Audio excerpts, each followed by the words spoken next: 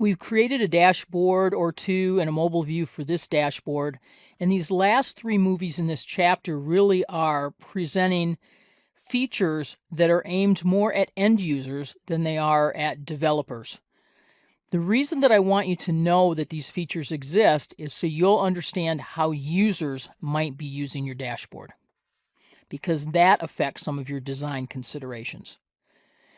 One of the interesting features of dashboards is that users have the ability to set criteria on specific tiles so that they can get alerts about them.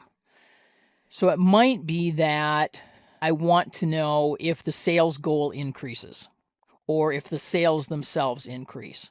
So to do that, I can click the More Options button and I can choose Manage Alerts.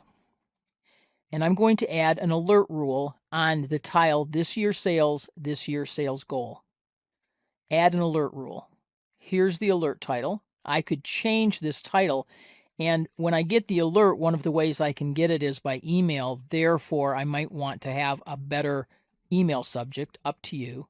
And I'm going to set alerts for this year's sales. And the condition is that if it is above 23 million, so 23 million, I'd like to be notified.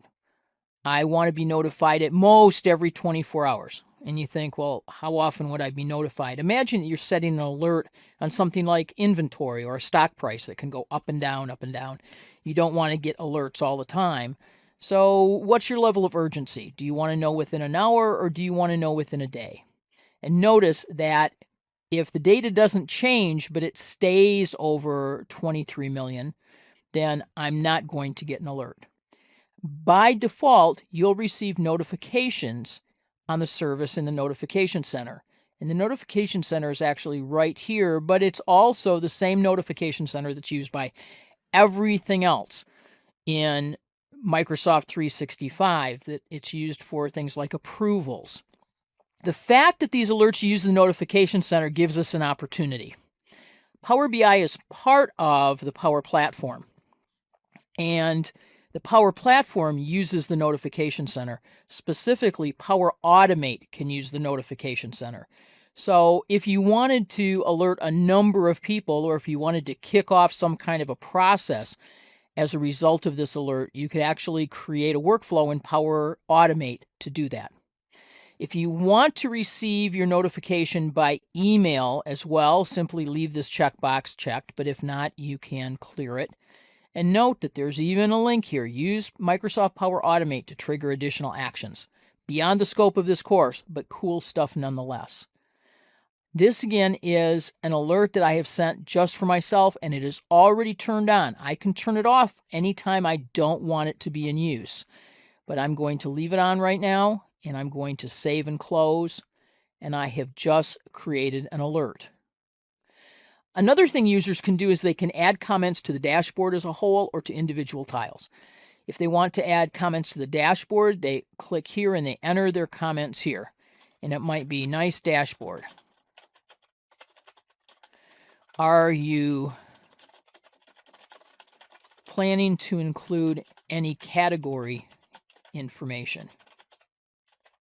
And if I want to call someone out, like the person who created the dashboard, I can mention them and drop their name in right here.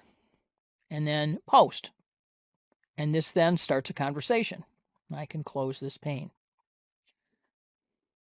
I can also create a comment at the level of a tile.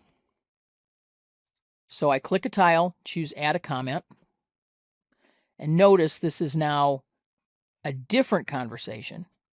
And I could say, for example, Sally Kerner, are there plans to add more district managers in the next budget year? Post. Close.